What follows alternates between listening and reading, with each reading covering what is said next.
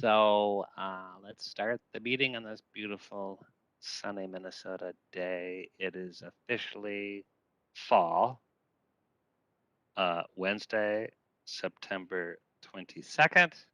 This is the Metropolitan Council. I'm Chair Zelli, and I'm calling the meeting to order.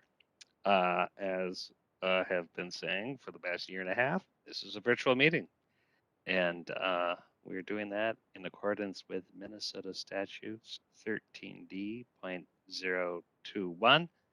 And that gives us the authority to do that. Public is encouraged to tune in through the website or YouTube. And please, if you are a public, feel free to submit comments to public.info@met.state.mn.us.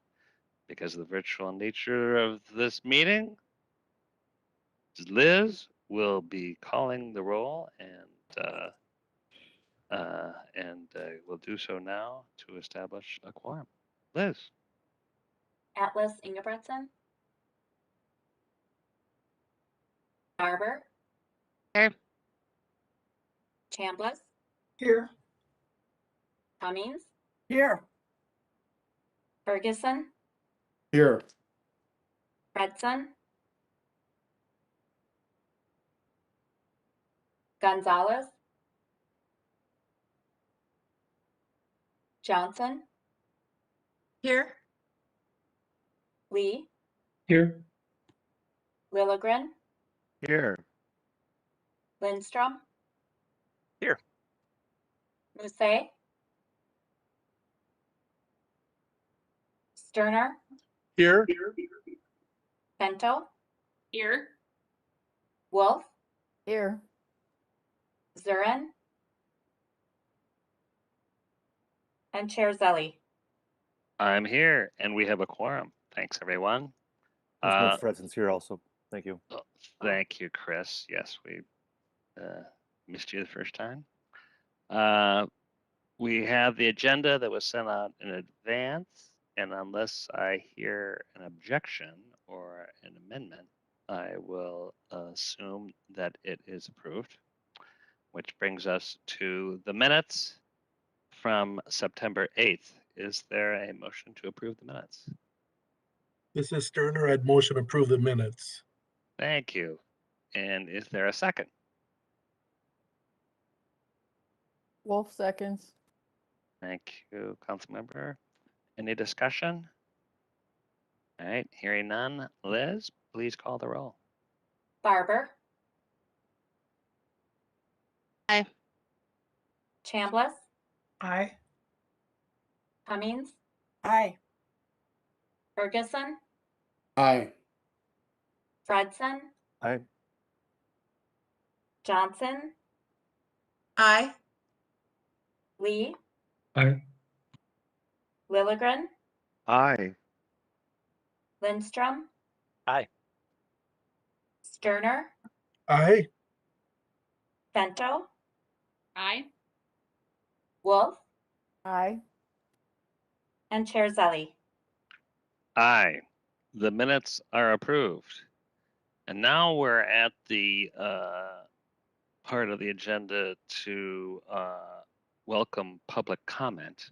And I don't believe we have anyone who has pre-registered to speak today, unless Liz, you tell me otherwise. Nobody but registered. Nobody's registered. So I invite the public comment in future meetings. Please pre-register by emailing public.info@met.state.mn.us. And you can also always send comments by email.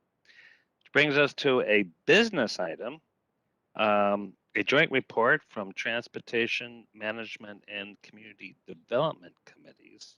And I believe Councilmember Ferguson is going to take that. Thank you, Mr. Chair. This is business item 2021-227, JT same week. It is the third quarter unified budget amendment and incorporates changes to the 2021 operating and capital budgets reviewed and approved by the Transportation Committee on September 13th and the Community Development Committee on September 20th, and the Management Committee this afternoon on September 22nd. In the operating budget, this amendment approves the use of $1.7 million in community development reserves to fund local housing initiatives account for equity initiatives approved by the council in April.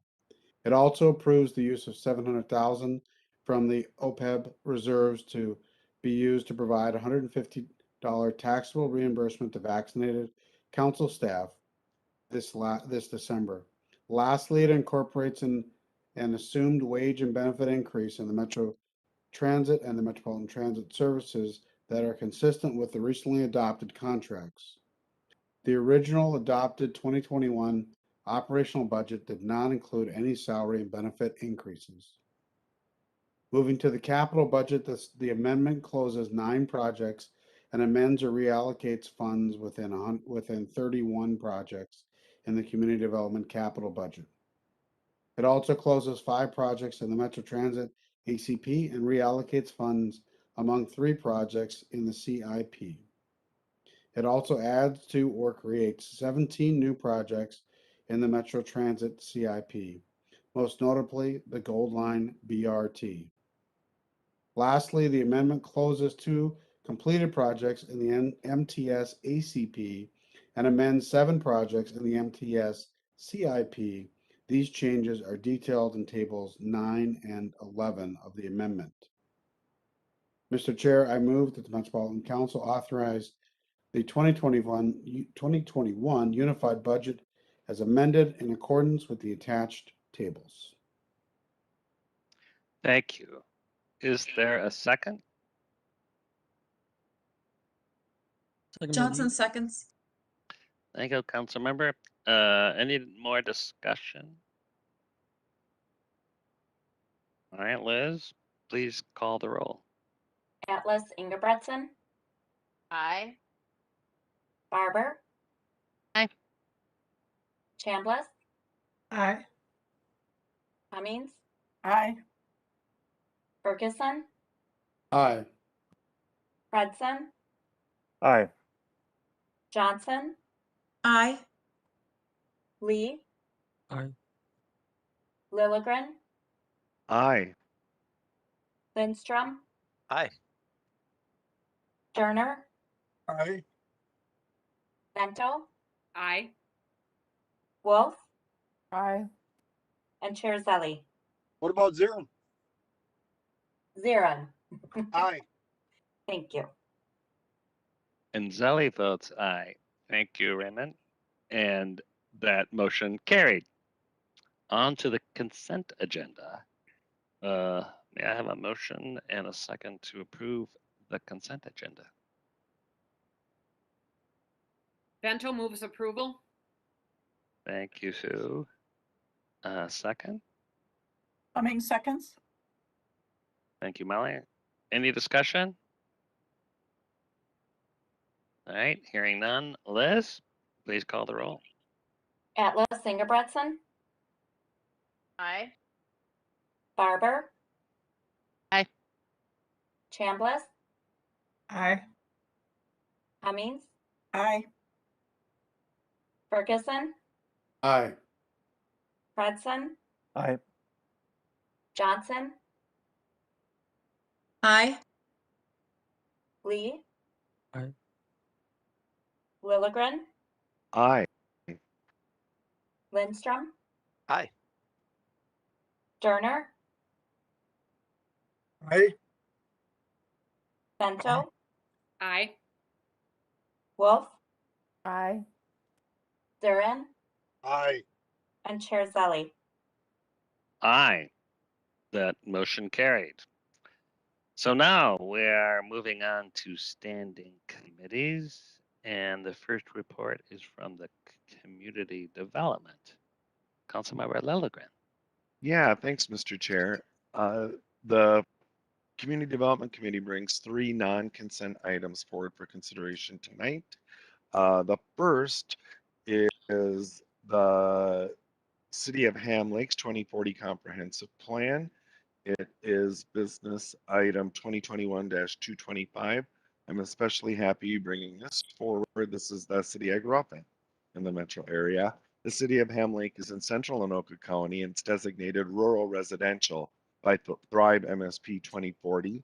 The council has forecast modest population, household, and employment growth during the 2020 to 2040 timeframe. The city proposes minor adjustments to population and employment forecasts, and council staff concurs with these changes. The plan maintains the established development pattern of larger rural lots and the land use guiding use in the 2030 plan. The city does not have regional wastewater service, nor is it planned to have that service within the planning horizon. Our council staff found that the 2040 plan conforms to regional systems plans, is consistent with council policies, and is compatible with the plans of adjacent and affected jurisdictions. Mr. Chair, I move that the Metropolitan Council adopt the attached advisory comments and review record and take the following actions. First, authorize the city of Ham Lake to place its 2040 comprehensive plan into effect. Second, revise the city's population forecasts downward and the employment forecasts upward as shown in table 1 of the attached review record. And third, to advise the city to revise the plan to include the residential density as described in supplemental materials for the multiple use options category prior to the final plan adoption. Also provide the council the date the Coon Creek Watershed District approves the final local water management plan and the date the city adopts that plan, and that the city provide the council with a copy of the final adopted plan. And finally, implement the advisory comments in the review record for forecasts and water supply. Seconded by Zero. Thank you very much. Any discussion? Councilmember Lilligan will be a local hero in his old hometown. More so All than I already am, Mr. Chair. Oh. All right, Liz, you may call the roll. Atlas Ingebretson, Aye. Barber. Aye. Chambliss, Aye. Cummings, Aye. Ferguson, Aye. Fredson, Aye. Johnson, Aye. Lee, Aye. Lilligren, Aye. Lindstrom, Aye. Sterner, Aye. Bento, Aye. Wolf, Aye. Durin, Aye. and Chair Zelli. Aye. That motion carried. Councilmember Lilligren. Yeah, thanks, Mr. Chair. The next is business item 2021-234. It is the 2021 Livable Communities Demonstration Account Pre-Development Round 2 Award Recommendations. These pre-development grants are intended for applicants who are defining a project through such activities as design workshops, development of site plans, financial analyses, market studies, project-specific stormwater management plans, or geotechnical analysis, fiscal, travel demand management, or impact analyses to support an identified future development project. Applications were received from the cities of Minneapolis, St. Paul, Brooklyn Park, and South St. Paul. All 6 applications submitted met the minimum scoring criteria to be eligible for funding and are being recommended for full funding. The projects awarded will support increasing housing options, new affordable units, and expanding commercial and office space. The remaining funds can be allocated in future programming. Mr. Chair, I move that the Metropolitan Council award 6 Livable Communities Demonstration Account pre-development grants totaling $420,750 as shown in the business item. Thank you. Is there a second?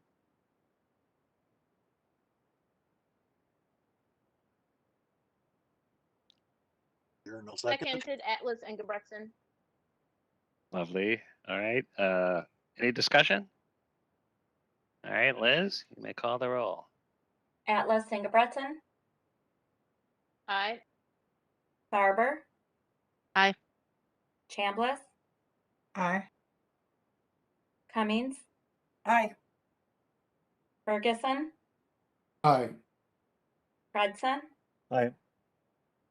Johnson, Aye. Lee, Aye. Lilligren, Aye. Lindstrom, Aye. Sterner, aye, Bento, Aye. Wolf, Aye. Zurin, Aye. and Chair Zelli. Aye. All right, that motion carried. One more, Councilmember Lilligren. Yeah, thank you, Mr. Chair. The final item Community Development Committee brings forward is business item 2021-235. It is the 2021 LCDA Transit Oriented Development Round 2 Award recommendations. This category is intended to be used for similar uses as the last category, but with the transit oriented development. Applications were received from the City of Bloomington, City of Minneapolis, and the City of St. Paul. All 4 applications submitted met the minimum scoring criteria to be eligible for funding. The projects awarded will support affordable housing, mixed-use development, local small business, and community organizations. And the remaining funds can be allocated to future programming. Mr. Chair, I move that the Metropolitan Council award 4 Livable Communities Demonstration Account Transit-Oriented Development Pre-Development Grants totaling $356,500 as shown on the table in the business item. Thank you. Is there a second? Coming seconds? Thank you, Molly. Any discussion? All right, Liz, please call the roll. Atlas Ingebretson, Aye. Barber, Aye. Chambliss, Aye. Cummings, Aye. Ferguson, Aye. Fredson, Aye. Johnson, Aye. Lee, Aye. Lilligren, Aye. Lindstrom, Aye. Sterner, aye, Bento, Aye. Wolf, Aye. Zurin, Aye. and Chair Zelli. Aye. Well, that motion carried. Then there are no reports from the Environment Committee. There is the reports on the consent agenda, which brings us to the Management Committee. Councilmember Ferguson. Thank you, Mr. Chair. We have 2 items for approval. The first is business item 2021-238, which is also same week item. It is the Voluntary Vision Insurance Plan Contract 21P083. The current contract was with Vision Service Plan, VSP, expires at the end of 2021 calendar year after a 3-year contract term. An RFP was issued in April. We received 1 proposal from the incumbent. An adequate competition evaluation was completed and determined there was no indication that the council specifications were restrictive. The evaluation panel determined that the proposal submitted by VSP was the most advantageous to the council. OEO search results determined there were no MCUBs that provide vision insurance plans. Funding is available through employee premium payroll deductions. There is no council contribution towards vision premiums. Mr. Chair, I move that the Metropolitan Council authorize the regional administrator to negotiate and execute contract 21P083 with Vision Service Plan VSP to provide voluntary vision services to the eligible council employees in the amount not to exceed $1.6 million. Thank you. Is there a second?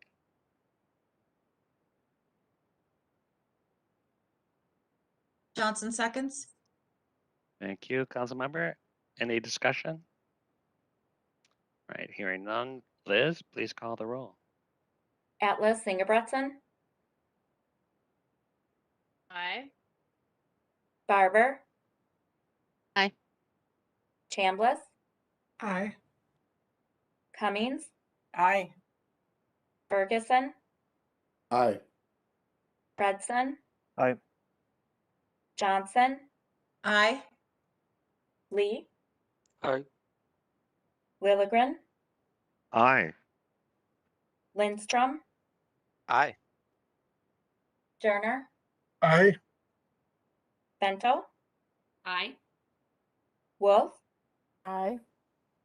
Zurin, Aye. and Chair Zelli. Aye. That motion carried. Councilmember Ferguson. Thank you, Mr. Chair. The second business item that we have is business item 2021-232, also same week item. It is a labor agreement with the International Brotherhood of Electrical Workers, local union number 110, IBEW. The IBEW contract expired on April 30th, 2021. The IBEW Local 110 represents 38 employees who perform electrical maintenance work and environmental services. The parties reached a tentative agreement on August 24th, 2021, and the membership ratified the agreement on September 1st, 2021.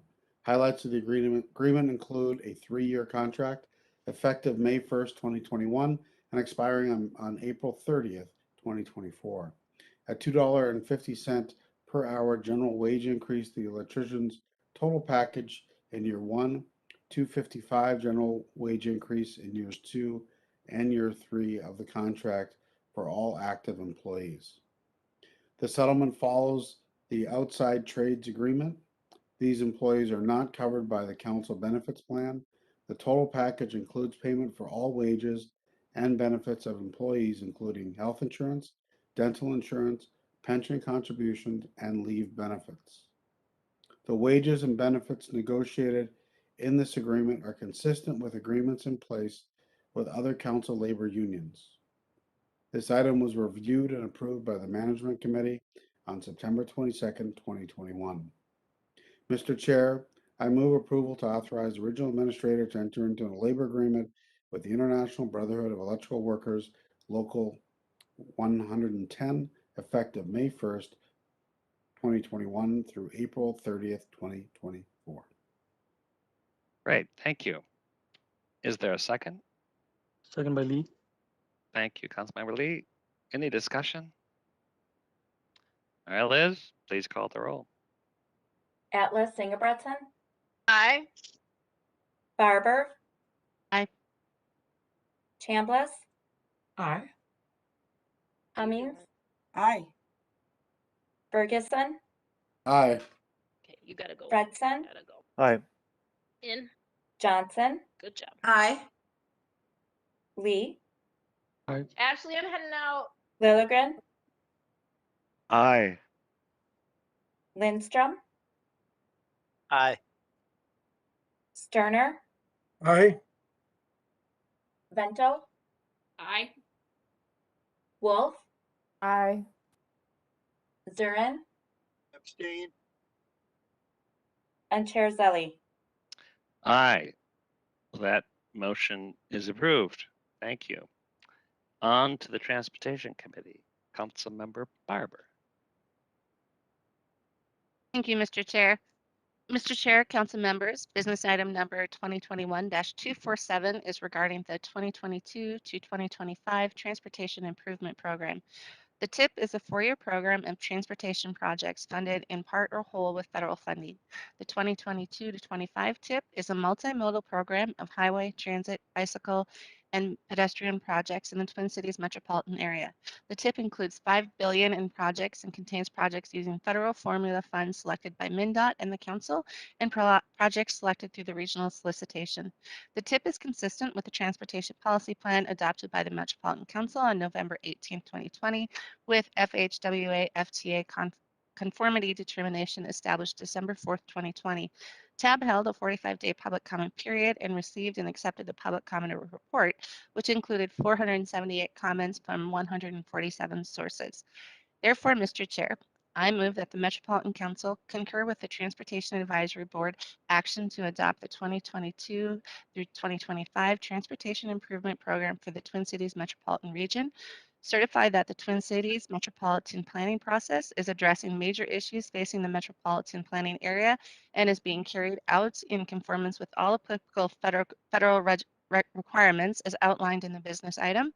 certify that the tip conforms to the provisions of 49 CFR Part 20 regarding lobbying restrictions on influencing certain federal activities, find that the tip is consistent with the Transportation Policy Plan, which is in conformance with all applicable federal transportation and air quality regulations, find that the tip meets all applicable federal requirements, find that the tab provided adequate opportunity for involvement from the public, agency, and transit operators through its regular process and public comment period, and transmit the 2022 through 2025 tip along with these comments to the Minnesota and Wisconsin Departments of Transportation and the Minnesota Pollution Control Agency.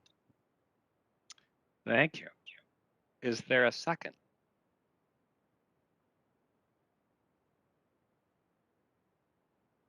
Turner will second. Thank you, Phil. Any discussion? All right, hearing none. Liz, please call the roll. Atlas Ingebretson, Aye.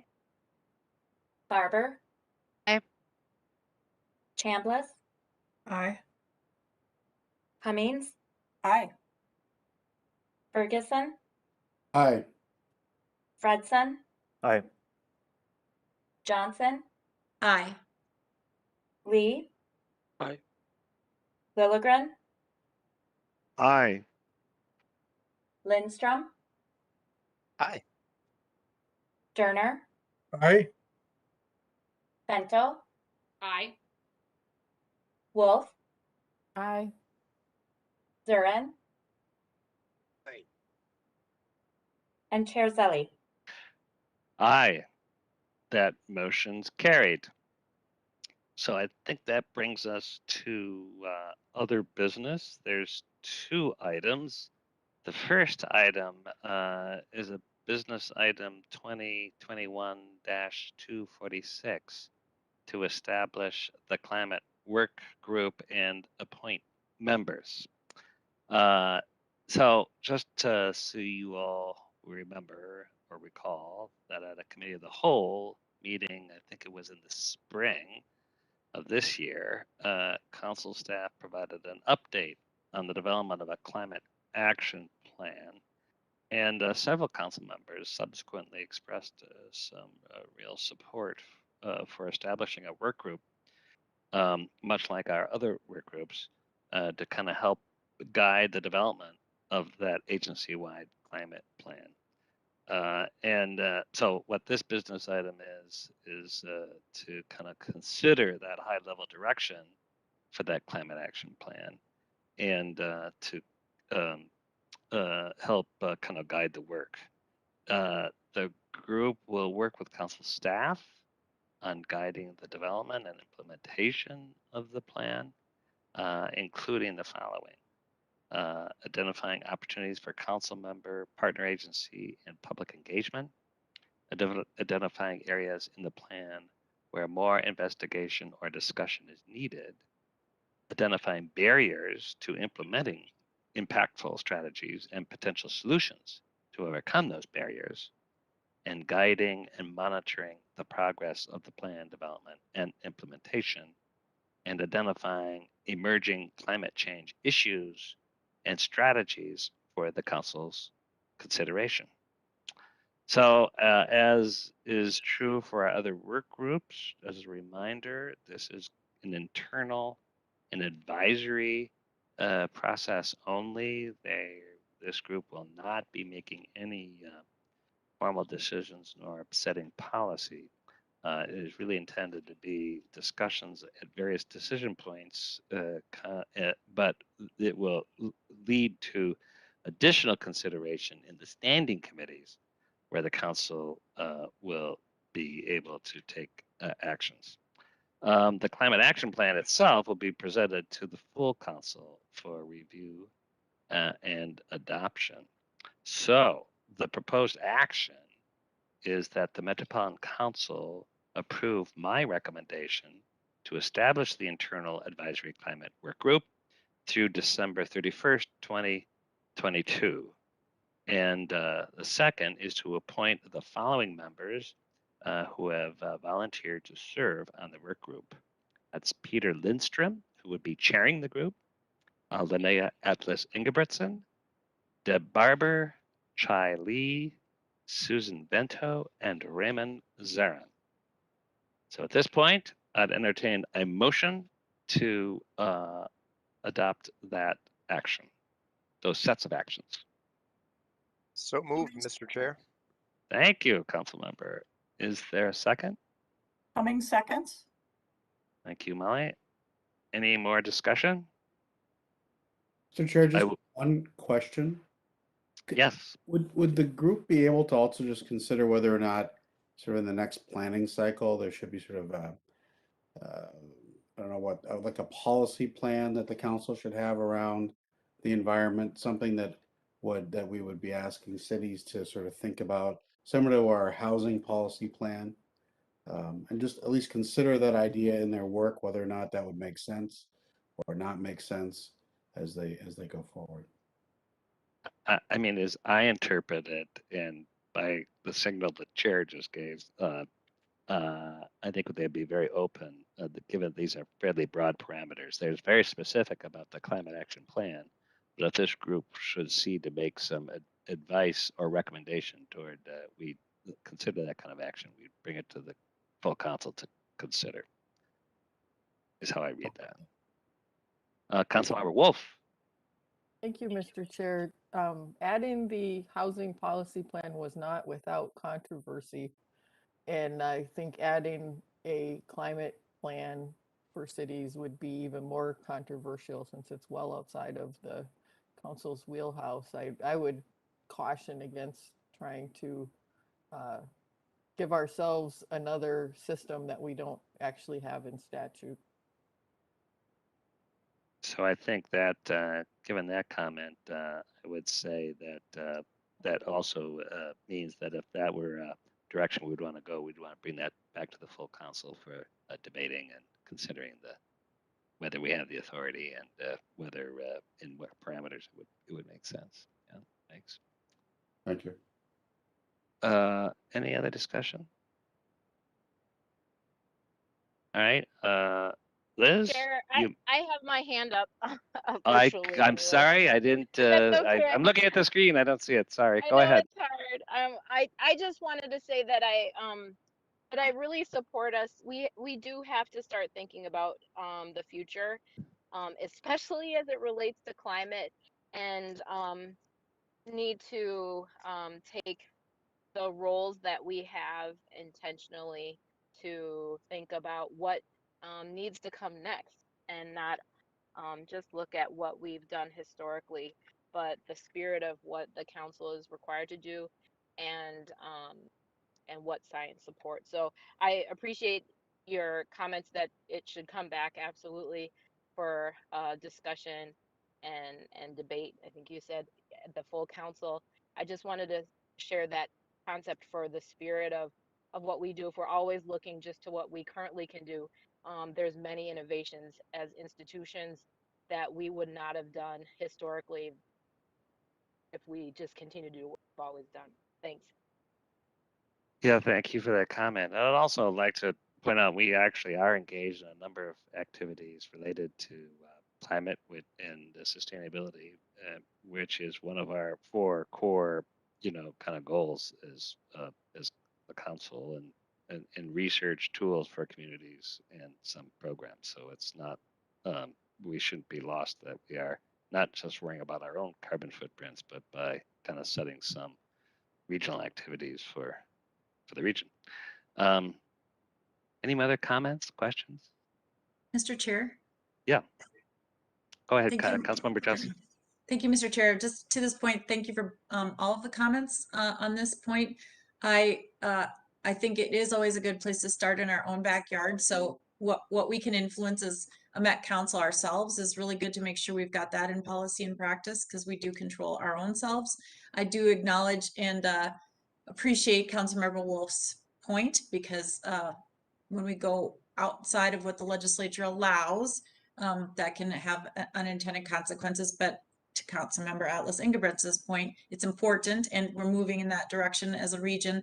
And therefore, I think it's important too, especially with the city, whether it's metro cities or even parts of the League of Minnesota Cities, there are cities that are already working on this and have policies on this. And so if we can link up with them and have them help us take the lead so that it is seen as a partnership with those cities that already are doing wonderful things and others that are wanting to learn and come along, and those that might not have the resources, you know, I think we could be, certainly we have so much data, right, that we always supply to our cities, and then the impacts that it has on all of the other pieces that we do have authority. And so, you know, that again, hits disparities, and it hits disparities in jobs and housing and income and all of that, right? So I think there are ways that we can, whether we establish our own policy plan around this or not, I think there are ways that we can have a nice work plan that intersects with others that are welcoming this work, and we can take the lead. Great comment. Well stated. Thank you, Judy. Any other comments, thoughts? All right, we have a motion and a second. So Liz, you may call the roll. Atlas Ingebretson, Aye. Barber. Aye. Chambliss, Aye. Cummings, Aye. Ferguson, Aye. Fredson, Aye. Johnson, Aye. Lee, Aye.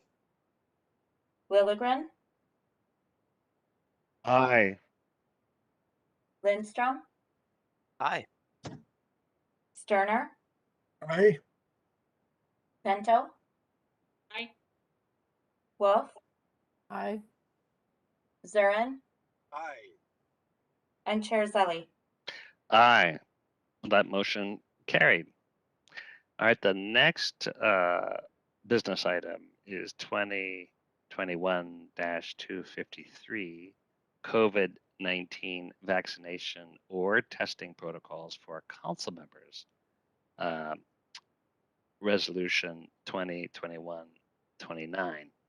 So just a little background, this idea has been suggested by a number of council members, given that the COVID-19 pandemic has continued to be an unprecedented challenge, not just to our state, but to our country, to the world, and kind of an effort to model the need for protection of health and safety for state employees and customers, and following the governor's lead in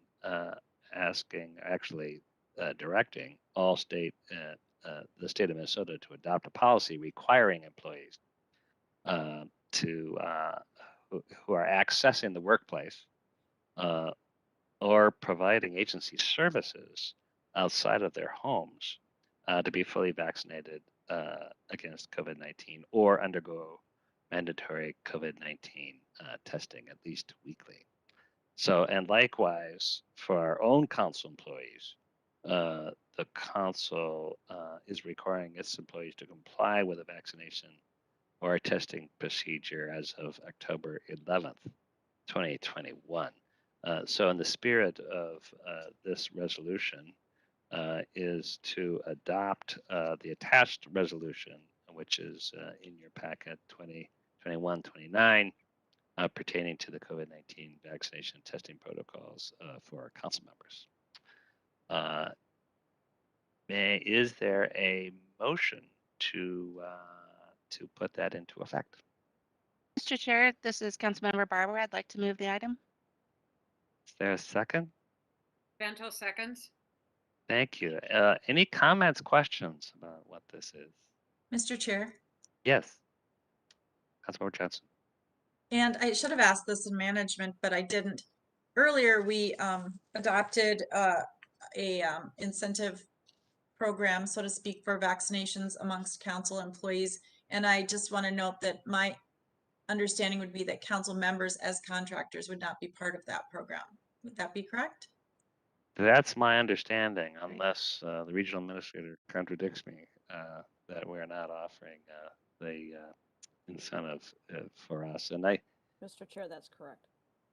and I have to speak for myself. I think this is really a spirit of modeling and joining some thousands of employees who are asking to comply. And and more than solidarity, I think it's practical sense to the extent we have public and interaction in our jobs, but also that we might come to the workplace. We want to give the flexibility, much as we have done with our employees, to provide testing and make testing and actually make testing available on a easier basis. And anybody who has any questions about that, please feel free to talk to me or Mary Bogey. Thank you, Mr. Chair. I just wanted to say, I really support that the council do the right thing for the right reason and of course not expect to be compensated in any way for it, to just set an example. So thank you. I think this and the prior item are really wonderful because we're trying to keep our team safe and we're trying to keep the people we serve safe. So way to go on this one. Thank you. Any other comments, thoughts, questions? Okay. A comment, think we- Mr. Chair? Excuse me. Yeah, go ahead. Cummings? Thank you. Thank you, Mr. Chair. I just want to also say that I think it is important that we support what we are requiring of others and that this is in the spirit of doing the right thing in these challenging times. And just an observation that I know that I'm starting to attend meetings with groups in my jurisdiction, outside of my jurisdiction, and the assumption is no one knows that we are independent contractors except for us. And so I think that this is an important way to show that we are in compliance and support and are doing what I consider to be the right thing. So I think it's an important step, and I appreciate that this resolution has come forward. Thank you. Thanks, Molly. Any other comments? Thoughts? All right, Liz, you may call the roll. Atlas Ingebretson, Aye. Barber. Aye. Chambliss, Aye. Cummings, Aye. Ferguson, Aye. Fredson, Aye. Johnson, Aye. Lee, Aye. Lilligren, Aye. Lindstrom, Aye. Sterner, Aye. Bento, Aye. Wolf, Aye. Zurin, Aye. and Chair Zelli. Aye. That motion carried. So we're on to our information item, and that's our final item today to hear from Metro Transit. Wes Koistra will take us through the Metro safety and customer experience updates. And also really want to thank those that have been engaged, including all of us during both committee of the whole meetings and then the working group with looking at police. This is a very broad subject, and it's one that we're going to continue to talk about, but it's really, really helpful, Wes, to have updated to kind of what, where we are. So, Wes? Great, thank you, Chair Zelli and members. I'll wait for the presentation to get on the screen.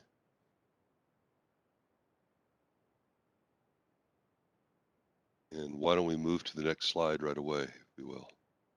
Great, thank you.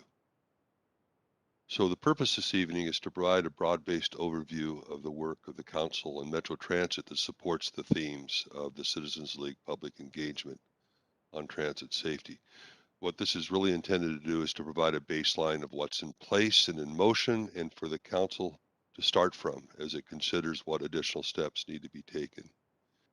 And additional steps do need to be taken despite our efforts to improve safety and the conditions of our transit service. We still hear a clear message from the public engagement that riders do not always feel safe and comfortable on transit. And we can and are called upon to do more to improve safety and the perceptions of safety on our transit system. Much of the information, this information has been shared in other contexts with the Transportation Committee, but it's also important to provide, I think, this information to the full Council. I want to express our appreciation, Metro Transit's appreciation for the Citizens League report that brings additional community voices to these efforts and to these efforts to improve transit safety. The themes of the Citizens Report are generally consistent with what we've been hearing from our riders and stakeholders through previous engagement surveys and customer comments. And I want to begin by calling out an important observation of the report that while we must continue to address fundamental security needs such as reducing assault, theft, and other criminal misconduct, we must also address perceptions of safety influenced by the conditions and amenities of our public facilities, the upkeep and cleaning of our buses and trains, and the reliability of our service. What our riders observe and experience is important. Transit customers share space with people they don't know, and they expect a reasonably regulated transit system. Another important observation in the Citizens League Engagement Report is that opinions about safety, about what makes people feel safe or comfortable, differ from one person to another, often based on life experiences. So we need to provide a system that feels safe, welcoming, and comfortable to all riders. And this is not always easy because this requires us to navigate thoughtfully and mindfully through the sensitivities of diverse viewpoints. So it is important to keep in mind that transit is part of the communities we serve, and those communities are part of us. The safety challenges we face on transit reflect broader community challenges, but as a regional transit provider, Metro Transit must focus our efforts on what we can specifically control and meaningfully influence on our transit system and in our properties. This is a large undertaking. In 2019, our system served 90 communities, over 900 square miles, 80 million annual rides, 125 routes, with 600 vehicles each day. Even today, during the pandemic, we are providing 100,000 rides each workday. That's a lot of people, and that's a lot of geography. The council owns an important internal governance responsibility. That is to make sure that we are doing all the right things well, but it also offers a regional voice that can engage in regional and local partnerships to address the many systemic issues that compromise safety and perceptions of safety, both on transit and in our communities. So again, this evening, we want to provide an overview of our work that we believe aligns with the important themes of the Citizens League report. And this is being presented as a baseline, not as an end, but as a beginning point to consider new ideas and next steps. So listed on this slide are the areas of activities we will overview, and I'll mention that when we get to the security activities, Chief Frizzell will be joining me. Next slide, please. This slide shows the goals and core elements of the Metro Transit Strategic Plan. I will not be walking through the plan components this evening, but I'm starting with this slide to highlight our strategic plan as the basis of this work and other work we do to advance transit. To a significant extent, the strategic plan encompasses many of the themes of the Citizens League public engagement and much more. So I think we have a good starting point to build from. I want to stress that this is an operational strategic plan. Its purpose is to operationalize the principles and outcomes of Thrive, improve transit service in ways that are most important to our customers, and then to ultimately address the challenges of emerging from the pandemic as a transit system that adapts to a changed transit environment, grows ridership, and eventually and ultimately earns the support of communities, policymakers, and funders. So these 5 goals and 4 elements probably sound familiar to you because they start with the policy work of the Metropolitan Council. We have over 100 pages of work plans supporting these goals and core elements, and we will spend more time presenting the details of this plan at a future Transportation Committee meeting. Next slide, please.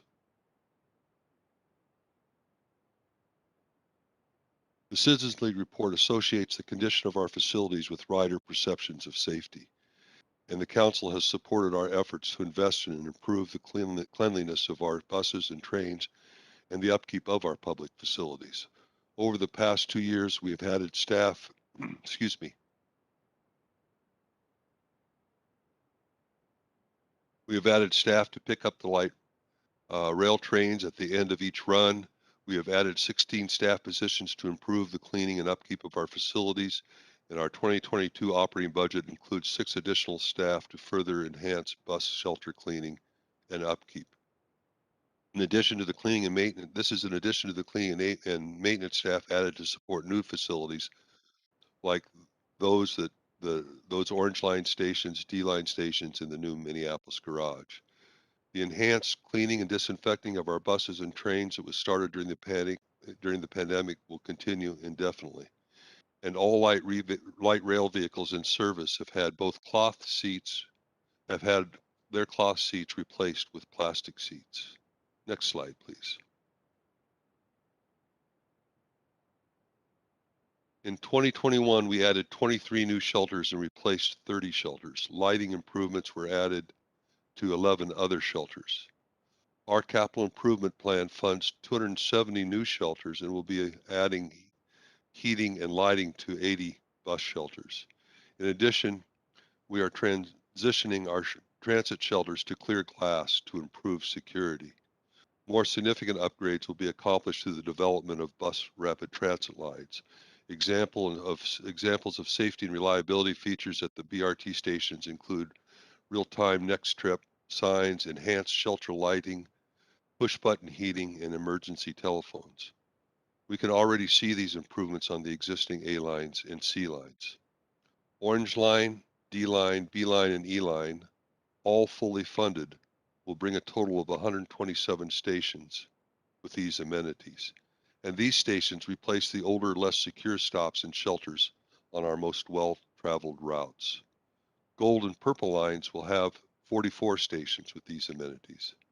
And we've also used station redesign and remodeling projects to make significant security improvements like those at the Mall of America and the Brooklyn Center Transit Center. Next slide, please. The Citizen report also shows that the reliability of our system affects perceptions of safety. Waiting for the bus that is late or never comes is more than an inconvenience. It can leave one feeling vulnerable. But in the longer run, we are investing in the metro network of light rail and bus rapid transit, which I just mentioned. Expanding our metro network means we will be providing frequent and reliable services to more riders. Later this year, we will open the Orange Line, and next year we will open the D Line. Beyond LRT and BRT, we are improving routes through our Speed and Reliability Program. The Speed and Reliability Program implements strategies to improve the performance of local bus service along high ridership corridors and routes. Overall, we continue to address factors that hinder reliability, which in turn should help reduce the sense of uncertainty and insecurity associated with a bus that doesn't show up when it is supposed to. But I must share today that we are having significant challenges with reliability due to our operator shortage. The driver shortage is being experienced by transit agencies, other bus services, and schools across the nation, many of which have needed to reduce services to address the impact on reliability. We are continuing to recruit more operators. This includes an increased starting wage that went into effect with the new ATU contract, one-day hiring events, hiring bonuses, referral bonuses. But until we get this solved, like others, we will need to consider ways to adjust our schedules to fit our available workforce. Next slide, please. In addition to providing service that is reliable, we need to provide customers with accurate information to inform their service plans, their travel plans, rather. While we strive for every bus and train to arrive when scheduled, we also know that disruptions happen, and that's happening today. Part of what we can do to lessen the impact of service disruptions on customers is to make sure our transit information is up to date and easily accessible. We do this by providing accurate, accessible, customer-friendly services and tools. We provide transit information in many ways, including the Transit Information Center, where customers can call to speak with a transit expert about routes, schedules, and fares, the online trip planner, upgrading and maintaining bus stop signs, schedule displays, maps and wayfinding, real-time information tools, and rail shutdown communications. In the past couple of years, we've made several improvements that are listed here on this slide. For the sake of time, I'm not going to walk through each of these improvements, but the takeaway is that we are actively working and using new technology to improve the accuracy and availability of transit information, so customers know what to expect and can easily find answers to their questions about our service. Next slide, please. I want to briefly call your attention to the Metro Transit's Code of Conduct. This slide shows the signage we recently refreshed. The Code of Conduct, or rules for riding transit, are comprised of both state laws and Metro Transit standards. However, tonight I want to encourage the Council to consider reviewing and formally adopting a Code of Conduct for our system. Establishing the Code of Conduct as a formal Metropolitan Council policy would convey the Council's position on what is acceptable behavior on our system. This will give our employees assurance that they are carrying out Council policy and direction when they are upholding the Council's Code of Conduct. Next slide, please. There have been a number of security investments since 2019. We have installed real-time cameras in all light rail vehicles and are now in the planning stage of adding real-time cameras to buses. We have doubled the techs for safety dispatchers. We have added resources to the homeless action team, including creating the mobile assessment vehicles, paying for a dedicated shelter bed space, and contracting with Radius Health to help connect people with services. The proposed 2022 budget supports the addition of mental health professionals to our homeless action team. With the availability of housing vouchers, the Council's HRA and Metro Transit Police Department's homeless action team have partnered to provide permanent housing to more than 400 individuals who once used transit as shelter. We think of this as a remarkable success, but we have also still have significant numbers of people using transit as shelter, and this is to the benefit of no one. This is another example of a transit challenge that is a regional challenge and requires a systemic response. People using transit for shelter disproportionately suffer from drug addiction and severe mental illness.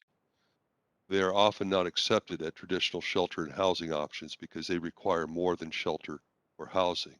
They have untreated illnesses that require health care, social services, and housing. So housing alone is not the answer.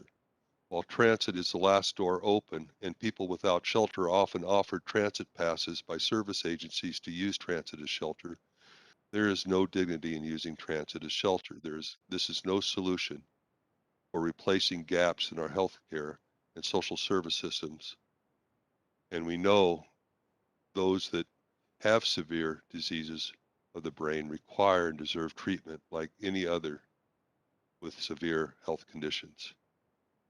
I also want to call out the Chief Frizzell's leadership in instituting many other security improvements. These include the implementation of body-worn cameras, changing officer assignments so that more time is spent on transit vehicles and less time in squad cars. And this is aligned with his greater focus of officer time on transit properties. Metro Transit Police Department developed the Real-Time Information Center to take full advantage of our real-time cameras. The chief and his officers continue to work with organizations like A Mother's Love, Haley Q. Brown, YouthLink, and others that add presence to the system and help the Metro Transit Police Department develop relationships with the communities we serve. Next slide, please.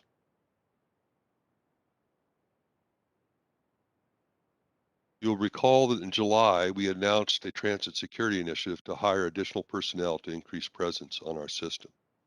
The overall focus of this effort is to improve security and the perception of safety for our riders. And we see this effort as an essential component of our overall approach to emerge from the pandemic as a stronger and better transit system.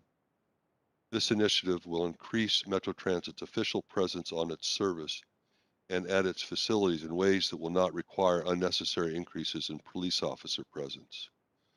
Along with other investments, this will help riders feel they are on a reasonably regulated system. And in this initiative, we hope to project a welcoming and helpful transit environment, deter crime and misconduct, and improve fare compliance. The initiative was first presented with specificity as the Governor's Transit Security Initiative that was part of the Governor's 2020 supplemental budget. And the initiative includes adding 50 new CSO positions to increase our official presence on transit, adding 11 new positions to staff our real-time information center, and adding 10 sworn officers to support an expected increase in service calls generated by increased monitoring. But one centerpiece of the governor's initiative that we cannot implement without state statute change is the administrative fare citations that will both decriminalize fare evasion and make our fare compliance program fairer and more effective. So we're starting with what we can do without legislation, and this will make us a better prepared and agency and ready to implement administrative citations when needed legislation is passed. So I'm going to ask the chief to provide a little more update about where we're at in the implementation of this initiative. So Chief. Good afternoon, everyone, and thank you, General Manager. Mr. Chair, council members. I'm very excited about the progress that we have made since original announcements back in the month of July. It all ties into a collaborative effort between not only operations and Metro Transit Police Department, but community with the overall goal for safety and improve the presence of safety throughout our system. Just to remind everyone, the original purpose for the program was to increase Metro Transit's official presence on its services and its facilities that project a welcoming, helpful transit environment that deters crime and misconduct and improves fare compliance. And that is a very noble goal that we are initiating where others throughout the region are not. It should also be mentioned that the training is based on customer service, Metro Transit service modes and routes. And one very particular piece about the training is we're utilizing the Met Council's LEARN program, LEARN, specifically to communicate effectively with customers, facing confrontation and customer service, difficult people strategies to keep everyone working together, navigating other people's emotions, resolving workplace conflict, effective team communications, customer service engaging with customers, customer service discovering customer needs, report building and customer service adapting to your customer cues, customer service strengthening your service skills, and finally, customer service generating effective solutions. As you can see, we are very customer service oriented with this as we create this additional presence for safety and security throughout our system. The CSO program will be tiered. And this approach will give these new candidates that are coming on a softer presence. They will be more interactive with some of those objectives that I just reiterated, and they will go through the program to such time they get closer to licensure as police officers. Our original 20 authorized community service officers, over 80% of them graduated onto our police academy and are currently either completing that training or they've already gone out on the street to help increase that uniform presence. However, when they first come on, that will not be more than to go through the training and help support those roles aligned with sworn police officers with a softer presence and again, that more customer service orientation. And as they become closer to that licensure, they will assume more of the traditional CSO role as they prepare for their attendance to the next police academy. As a overall timeline of where we are today, we had to streamline our backgrounding process and such, but while it still remained effective, we found different methodologies to help facilitate the move where we'll be going with, as announced, 20 authorized CSOs and adding an additional 50 in that lower tier to help carry out some of those objectives I mentioned earlier. To date, we have a tentative start date of November 1st. They're just a little delayed they're their first group to go through that new backgrounding process. And we want to make sure as a pilot program, we're working out the bugs, so to speak, as we utilize our new background vendor. We currently have 7 going through the backgrounding process. The applicants will proceed through backgrounds into psychological exams. And after they complete and pass those background process, they will be a part of the original 20 that we had to rebuild from that authorized strength. We will then take the processes and tactics, techniques, procedures, standard operating procedures to build the remaining 50, again, with that goal of increasing our official presence throughout our system. That group of CSOs that are going to round us out to 20 after their initial training will enter the field on or around November 11th of 2021. And the final drafts for CSOs posting, and I should mention also full-time officers postings were completed today, and we'll have that as an ongoing process to allow individuals to continually apply to make sure that we have a pool of applicants that we can bring forward for this. It should also be mentioned that we have over 78% of our current CSOs are people of color. As I mentioned and like to really say, it impresses me, we have nearly 50% officers of color and women on our police department currently, as we speak 16 different languages, and that CSO program will definitely reflect the communities in which we serve and will add to the vast and richness of diversity throughout the process. It should also be mentioned, we just completed our additional real-time information civilian candidates that will be monitoring cameras and have a reporting capability from other officers on our systems and critical infrastructure, and again, be able to get licensed police officers where they need to be in the instances that they need to be. So with that being said, I'll turn it back over and stand by for questions.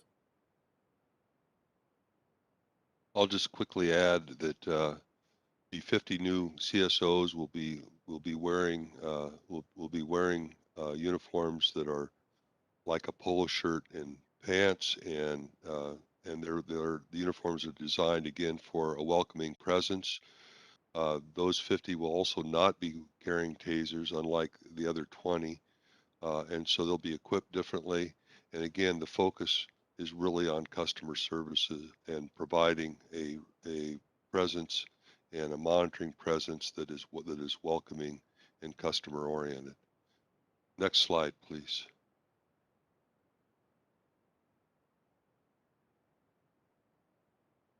Finally, while we focused on the customer perceptions of safety, I appreciate the Citizens League's inclusion of frontline employees in their work as well. Our employees deserve to feel safe at work. Many of the improvements we've talked about tonight from the perspective of the customer's perception of safety, like increasing official presence on the system, updating and upholding the code of conduct, increasing monitoring of the system through real-time cameras, also make our workplace safer for our employees. This slide notes some of the areas where we are working to make Metro Transit a safe and secure place to work. We are currently offering operators red kite training, which includes components on de-escalation, stress management, and how to perform in a stressful environment.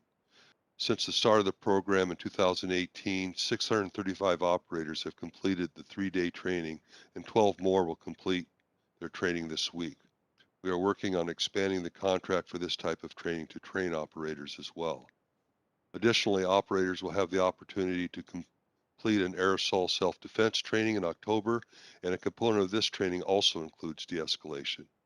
We have continued to maintain a voluntary peer support program for frontline staff to pair a trained coworker with an employee who experiences a traumatic workplace event, including security incidents.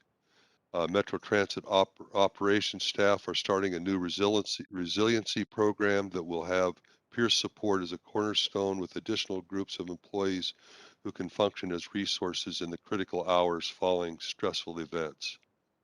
Operators and frontline staff are often given referrals to our employee assistance program, Sand Creek. Rail also maintains an internal critical incident stress management team to support rail supervisors and maintenance staff, especially following the management of major incidents such as pedestrian or motor vehicle collisions that result in serious injury or death. For COVID, we ensured that all buses had some form of operator barrier, but we are also installing permanent operator barriers designed to provide bus operators added protection from potential assaults. The scope of the barrier project is to install on barriers on 117 articulated buses and 479 40-foot buses. To date, the team has installed barriers on 74 articulated buses with 43 pending, and all 479 40-foot buses have had their barrier installations complete.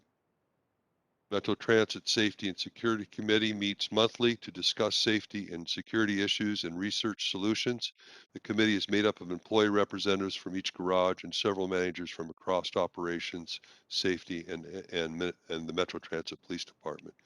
This committee provides an avenue for employees to raise safety and security concerns so we can address them. In addition, there is a regularly scheduled meeting of ATU leadership, Chief Frizzell and John Humphrey, our rail director, that started in an effort to address specific safety concerns being raised and is designed to improve communications between our operations and the Metro Transit Police Department. So that is the end of the presentation. I want to again thank the Citizens League for its public engagement, and I want to thank the chair and council for offering this time to give you a broad-based look at our current work that supports these interests. We again hope this information is helpful in determining a starting point for next steps.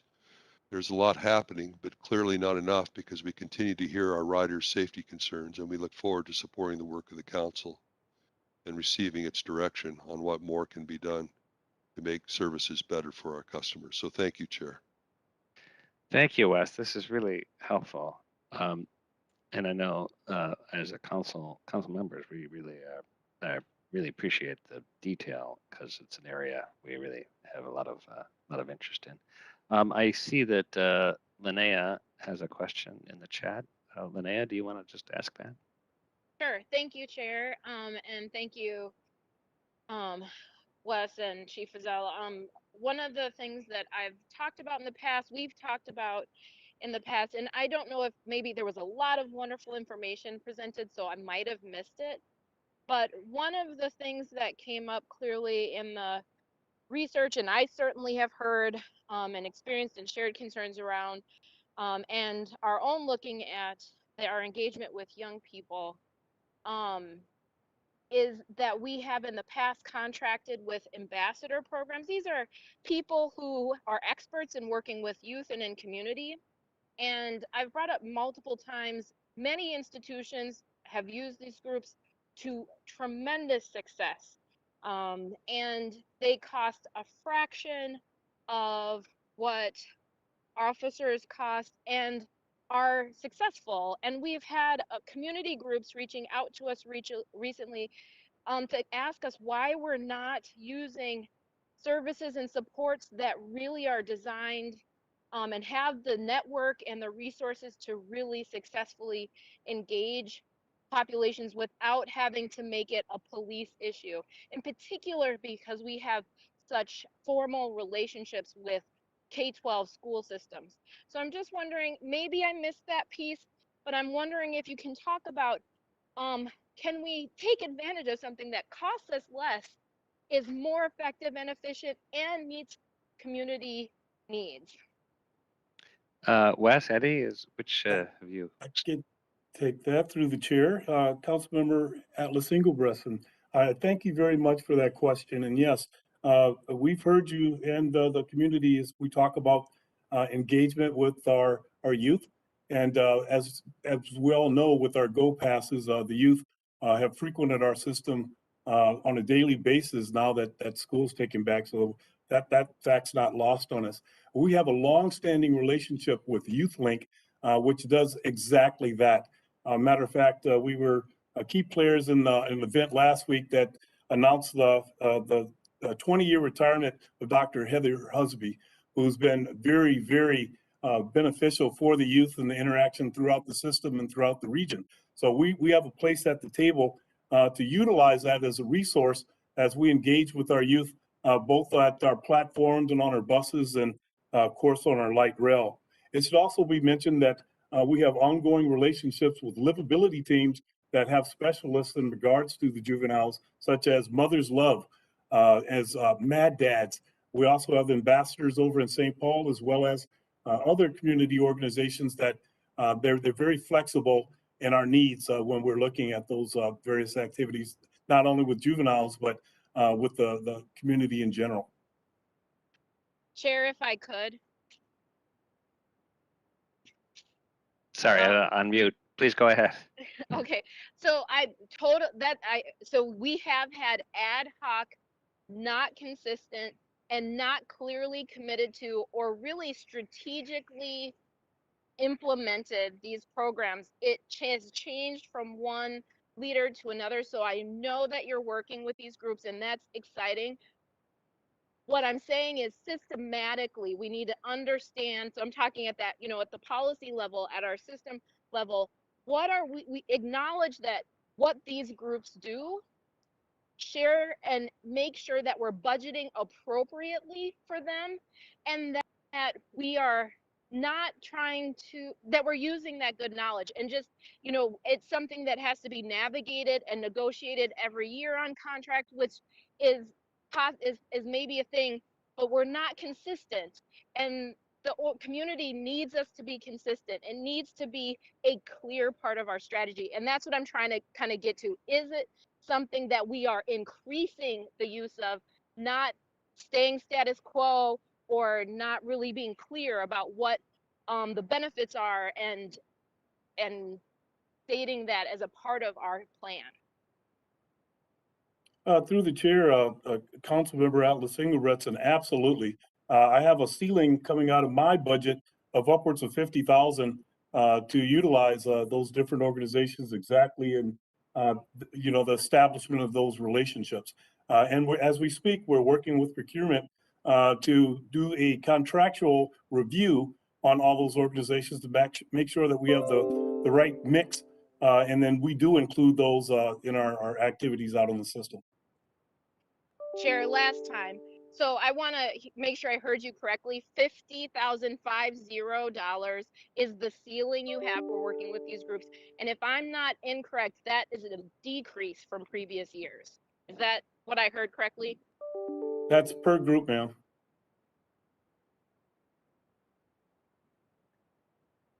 So I think what I'm looking for is that systematic, and what's that number? How many groups? What's the investment we're making? How do we institutionalize that? I'm not going to ask any more questions. Thank you. No worries. Through the chair, council member. We have made that significant investment since I've been here, where I've always utilized those organizations. However, they do come and go. The more established ones, such as Mother's Love and Mad Dads, have been quite consistent. Youth Link is another one of the consistent ones, and we don't necessarily have to spend the 50,000, but I utilize my authorization abilities to allow them to be on that. So we're reviewing the contracts to make that happen. And as new organizations come on board, we of course review them. I actually asked them for a business plan, so I understand exactly that this money isn't going into a black hole. And I understand that we're being very prudent with those things and following the council process. Chair, I lied. Okay, this is really my last thing. $50,000 for an organization to have to provide the type of administration that we need as a public agency is not something that allows these organizations to be successful and keep people employed, especially if it's changing from year to year. So all I would really like is, let's institutionalize this as a part of our process. Let's talk with these organizations and our community members to understand what's the right level to be engaging, so that we have this resource in a consistent way, because it works. Thank you so much for entertaining my questions and comments. Thank you, Council Member, for that line of questions, and I think the information that kind of came to all of our awareness. Any other discussion, comments, questions? Councilmember Barber. Thank you, Mr. Chair. I just really want to thank the leadership at Metro Transit for taking this holistic look and taking the information from the Citizens League, the input from council members, the information from the public, to really focus on public safety and the customer experience. We know it's so important as we're looking to bring ridership back, that customer experience and how people feel and how people are treated on the system. It's so important. So I really want to thank John Menor-Koistra, Chief Frizzell, and also Brian Funk, who I see is on the line. I think that they've done an exceptional job in exceptional times. And the thing that I think that I appreciate most as I listen to this presentation is that they're really open to continuous improvement. They're not saying this is the fix, this is what we're doing. They want to continue to look at this, continue to come up with new ideas, new solutions, things to improve the customer experience. And I think that really shows our commitment to bringing ridership back and to making the system something that really does connect our communities. So, thank you. Thank you. Wes, go ahead. Yeah, Mr. Chair, I want to say thank you, but I also want to go back to what Councilmember Barber said about continuous improvement. I think one of the takeaways from this is that we put a lot into this. We put a lot of time and efforts in this, but we still have a public feedback that says we're not doing enough. And we take that seriously. There is so much room to grow here. There's so much to do, and we have a lot of space to do that in. And I also want to mention that we are dealing with certainly systemic issues that are part of our communities, that become part of transit, that need to be resolved. But I don't say that to suggest that we have to wait for the systemic issues to be resolved. I say that to hope that someone's working on some of those systemic issues, certainly issues about homelessness, certainly issues about crime and growing crime. And we still have to do, in the meantime, we have to make things better for our riders. And that, to me, my own takeaway from this is we've done a lot. I know I have people committed to this. I know that the council has supported us in what we've done, but there's still so much left to do to make this better. Yes, absolutely. Councilmember Johnson. Thank you, Mr. Chair. I really appreciate this presentation. So thank you, Wes. Thank you, Chief. Really good stuff. I just echo what's already been said. I would also add, we have so much data right now on what's actually happening and the perceptions. So what is the plan just for council to stay in the know on the, not a dashboard, so to speak, but maybe sort of kind of with the progress or the barriers that still might exist in 6 months or a year, so that we can see if the needle's moving at all on some of these major issues that, our customers are telling us. Is that something that's kind of baked into the plan as we move forward with all these, really good pieces to the puzzle that you're putting in? Chair Zelli and Council Member,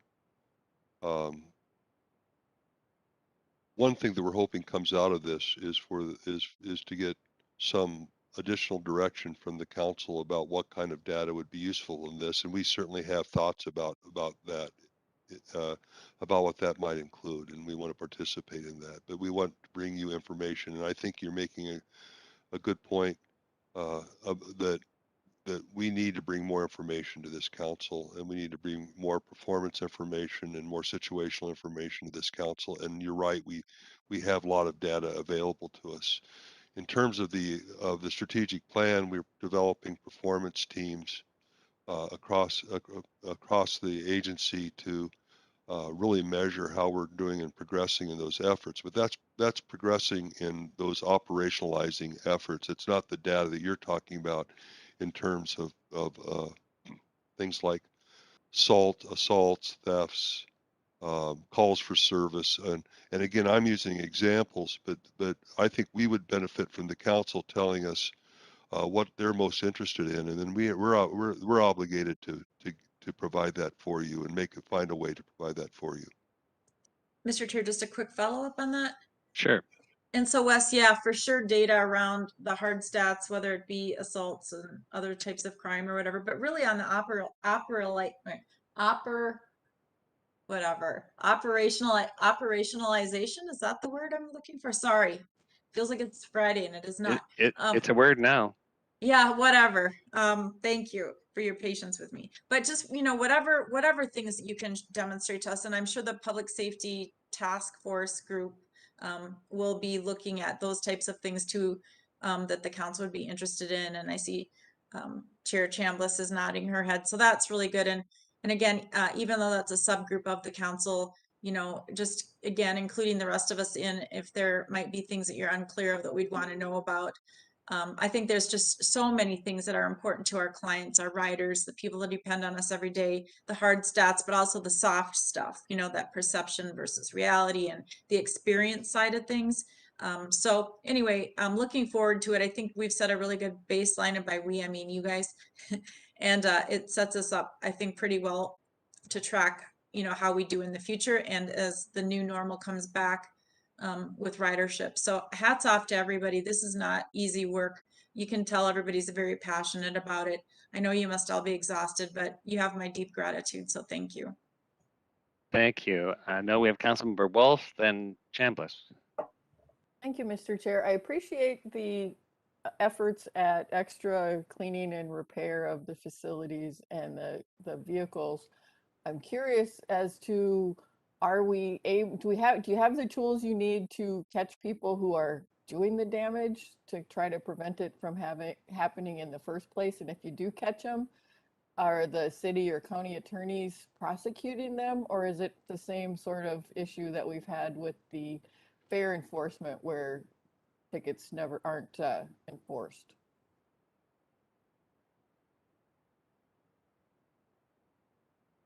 Is that I'm you, gonna Wes? I'm kind of, I don't know how you look at your chief in a virtual meeting, but I was going to give him first crack at it. I can Go ahead, Chief. talk a little bit about it too. Roger that. Through the chair, Councilmember Wolf, outstanding question. That's why we've had a substantial investment in our real-time information cameras. They have access throughout the critical infrastructure and a Hitachi system, which enables our officers to actually view inside of every one of our light rail vehicles. And we're currently working on the same technology for our buses. As a part of our overall plan with the CSOs, they're the eyes and ears throughout the system. So they will be equipped with radios that can have direct contact with that real-time information center and be able to identify potential issues or codes conduct and get the appropriate response for that particular call. As we're currently expanding that, where we're bringing in more seasoned eyes of retired officers and the such from around the country that have interviewed. I got really excited interviewing them over the last couple of weeks to augment our real-time information center staff because they know what the right looks like. They could identify when a crime could very well be happening, and they develop probable cause for the responding officers. And with real-time video, and our roll call sheets have been nothing short of outstanding the last 6 months. Those guys over and gals over at Artec are getting these high-def photos of those that are committing the crimes, ready to commit the crimes, or currently have warrants in their frequent flyers. And I can honestly say within minutes, sometimes almost immediately, everyone responds with who that individual is. They've been identified. Officers are then dispatched and arrests are made. And that has especially been true with the operator assaults that we've had. So very impressed with their ability to do that. The CSOs, we use another tool to utilize that. And again, Hitachi on the systems and our buses have been a force multiplier. Mr. Chair, can I just follow up on that? Yeah, sure.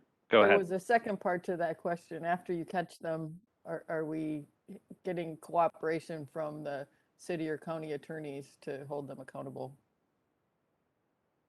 Through the chair, Councilman Wolf, I can cite examples, but I can tell the council that we had one individual that we identified, arrested multiple times, $156,000 of damage. If I know your name and your date of birth, you've been caught and arrested quite a bit of time. He's currently out. So I think that just kind of gives you an indicator without trying to slam the judicial system, but he's out. And then that seems to be a trend that will be addressed at a different level. Thank you. All right, Councilmember Chambliss. This has been a very good discussion. I like all the questions and the comment and feedback. Obviously, as was stated, this is a very important subject and we all have a great deal invested in getting some successful solutions. Working with the police review work group, we do have a number of items that we'll be discussing, including developing a work plan. Today's overview about the process for public safety is very helpful. And then we are going to get a deeper dive into the 21st century policing from Chief Frizzell at our next meeting, along with having monthly updates and discussions at our committee of the whole. So we will continue to gather feedback from council members and other stakeholders, including our employees, so that we can come up with a comprehensive solution to these issues. Great. Any other questions, thoughts? Well, I want to echo the appreciation for all this information and also really acknowledging what Riva just said. This is a work in process. So thank you, those that are on that committee work group, but also Chief Frizzell, Wes. I know because I've been witnessing that some of these programs are brand new. Some of them are building on what we've been doing, but it's a constant refresh, and clearly one of the biggest priorities. And the part that I really resonates for me is that it comes through the eyes of customers, our stakeholders, the people we're serving. You know, it's not to make and our employees. Now, how do we bend this curve that has been a troublesome trend for the past few years, pre-pandemic? Well, with that, that's a robust discussion, and as Councilmember Chambliss said, we're going to get even deeper. So, thank you for that. Any other questions, thoughts on that? Does any council members have any reports on anything else they'd like to share? All right. Hearing none. Mary, do you have anything at this meeting? Mr. Chair, just a quick note to our October meetings. At the next council meeting, we'll be presenting the capital program.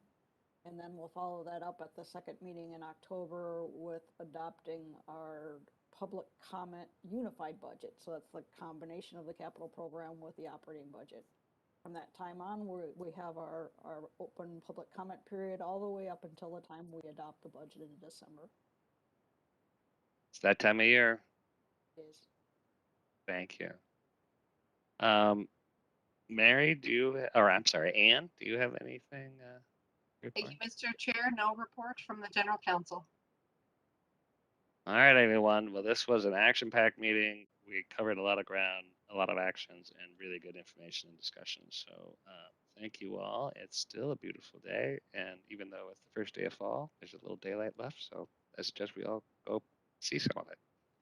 Enjoy the day. We'll see you all soon. Thanks so much. This meeting is adjourned.